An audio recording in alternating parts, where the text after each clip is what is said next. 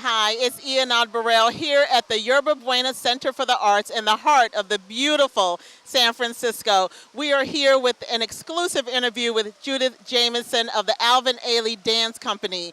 Here's some exciting news about what she's doing now, about her experience with Alvin Ailey, before she goes into conversation. Here at the Yerba Buena Center for the Arts, Oaktown Off the Hook brings to you the iconic Judith Jamison.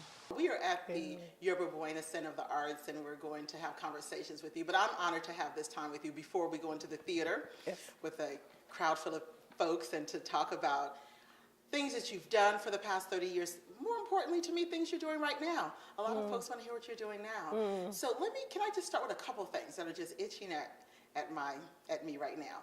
There was a 50-year anniversary that was celebrated 4 years ago with the Alvin Ailey Dance Theater. Tell us about that experience.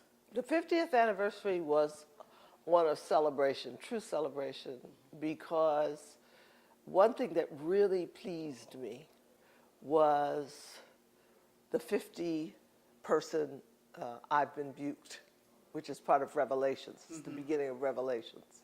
And we've done I've Been Buked. Y'all know it. I've been buked and I've been scorned. Everybody reaches up and everybody opens their arms. So, Revelations is the classic work of America, The world knows this dance, it is Alvin Ailey's masterpiece. So we did it it normally has a cast of maybe 12 or 10. We did it with 50, and it was of people who were in the company before and came back to fill in. It was a wonderful celebration. And at the end of that celebration, at the end of that performance, we had a huge picture of Mr. Ailey on the stage, just his face on the stage, huge upstage. And we all laid white flowers down at the bottom. And then I was the last one on, Mr. Chaya and myself. He laid his flower, and then I laid my flower, and then the stage was clear, and it was complete silence, and the audience curtain stayed up. It was beautiful. And 50 churches across the United States celebrated in one way or another by mentioning the 50th anniversary, by saying something about Alvin Ailey. And I thought that was a beautiful, connective, wonderful experience to recognize Mr. Ailey, this African-American man who came from a little tiny town in Texas. And look where we are now. Yes. Tell us a little bit about the doll. There was something to do with the I designed the Barbie doll. With Mattel? Yeah. How was that experience? How was that experience? Very interesting. They give you heads, these little heads in a box, you get, and they're all different colors, and then you choose what color you want, and where I went. And then you choose. The only thing that I couldn't get was I wanted shorter hair. Okay. But I did get textured hair. Important. But it had to be in a bun. You know what I'm saying? It still had to be in a bun. But I wanted some negritude in there. Not just straight hair, but something that said, yes, well, this is this hair that's like wool. You know what I'm saying? So. They gave me the texture, but it had to have a bun because they said little girls like to comb hair. Okay, fine, that's good.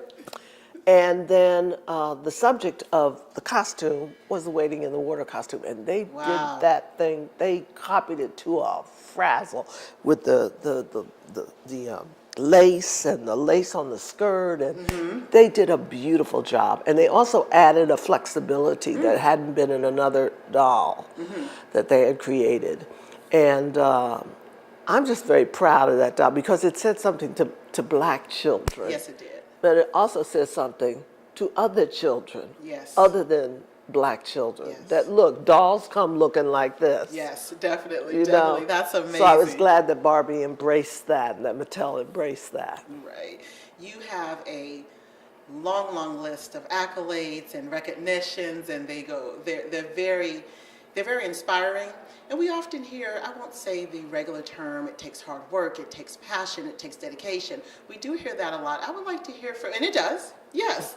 Where am I going with this? I would like to hear what was one, if you could give an example of, yes, it takes all of those things, but there's one thing that even goes beyond that, that's really going to make a person successful in the arts, who wants to do anything close to what I'm doing, who aspires to be a director, a dancer. What would that be? And give us an example of that happening with you. Well, excellence is what you're constantly after, but also remembering to keep your feet on the ground. What one needs, I think, besides all of the things that you mentioned, being committed and being disciplined and loving what you're doing, but constantly remembering that you are headed for excellence, not perfection, excellence, because we're not going to be perfect, not on this earth. Not on this, that's right. But if you aim for excellence, be the best.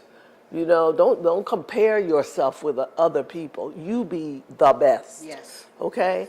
And then in being that, stay grounded. Nice. You know, stay grounded. Keep your feet on the ground. Remember exactly where you came from. Right. I wish I had more time, but I do have one more question as we close. If there's anything that you haven't done yet, you've been blessed. I know you've gone many places, you've traveled. What is that you just have not done yet that you If we could just get places by osmosis or something, you know, that's one thing I'd love to do. You know, I love flying, yes, in the Concorde. I'd love that.